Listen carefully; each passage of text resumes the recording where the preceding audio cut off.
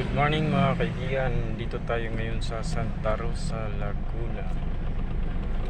Punta tayong Tagaytay hanggang sa Nasugbu, Batangas.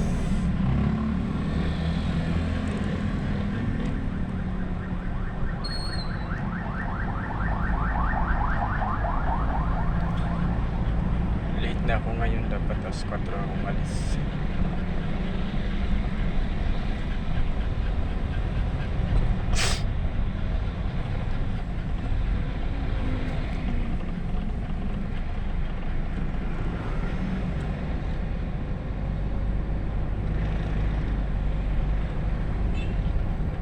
Kailangan bilisan ko.